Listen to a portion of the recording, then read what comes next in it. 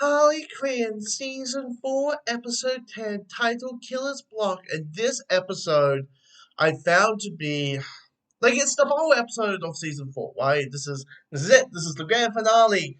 And I felt like this is a grand finale that could have easily been the attached 10 minutes or 15 minutes of episode 9 of last week's episode. Because all you need to do is Harley, gets Joker. Um, Ivy gets, a big battle on the moon with Lex.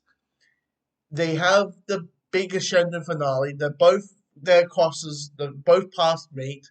You have the same finale the last 5 minutes as the final 5 minutes of this episode, and nothing changes. Like yes, the ending is neat, hinting towards season 5 that you're doing Red Hood with Nightwing.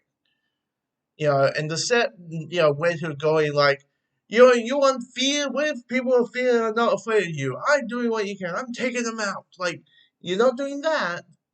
You're having Harley Quinn kill me. I'm going to kill her. Like, I'm like, okay, that's kind of neat. A little bit of verse of a, changing of the Red Hood because we haven't seen Red Hood in this season yet, and we don't know what a Jason Todd in this universe looks like.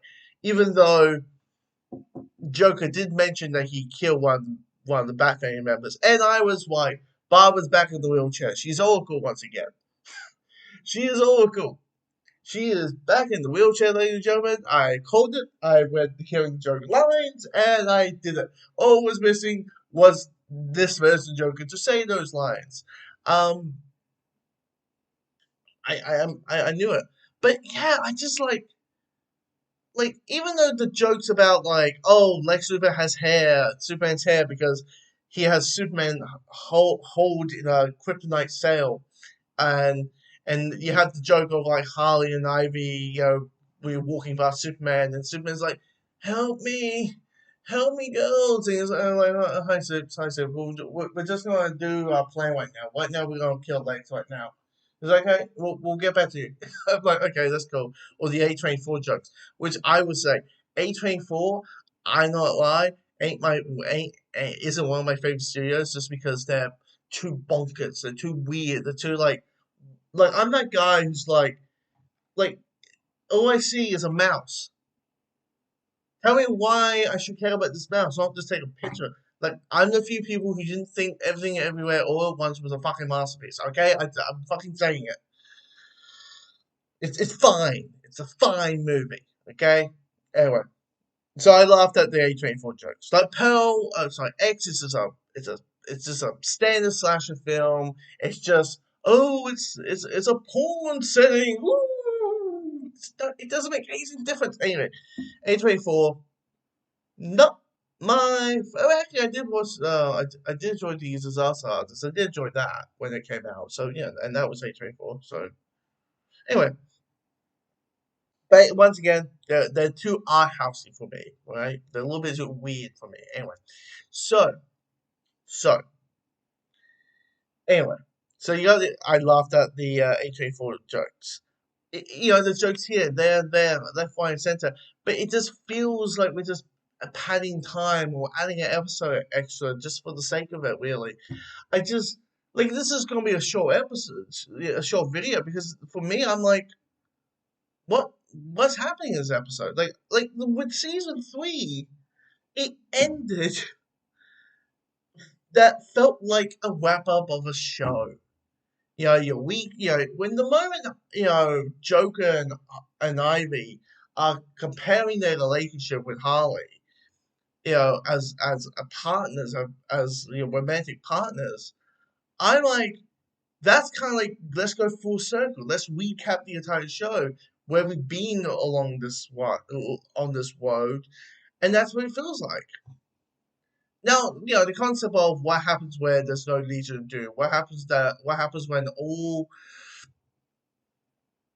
the signs of ability is just torn down brick to brick. What happens? What happens if there's no Legion of Doom anymore? What happens to the world of that? I mean, that's named for season 5. It's just, I wouldn't say I think it's time for the show. Like, here's the thing. I'm big. I'm not these. Look, I'm not one of these people who feel like, you know, if I enjoy a show, I need to see like 17 seasons of a show. I feel like if a story's done, the story's done. Let it be a thing.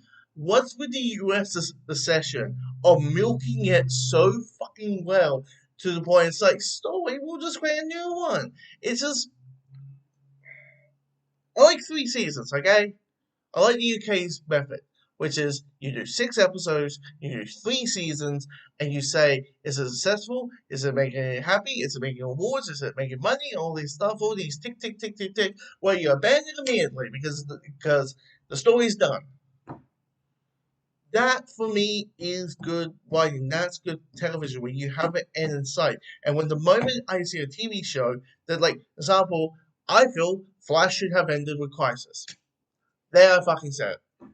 Actually, a lot of people said like the Flash should have ended like 4 seasons ago, but because the story was done, you led up to Crisis. You did Crisis. Your all stuff is episode 1.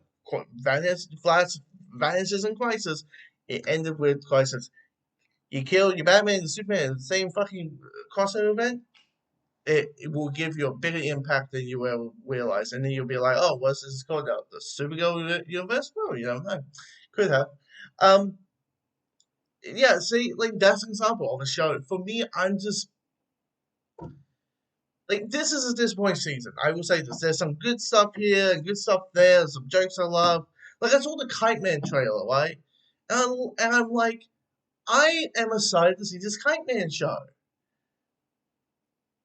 which is a spin-off of this show, and him talking about, ever since I was a little boy, I just I want to be a supervillain.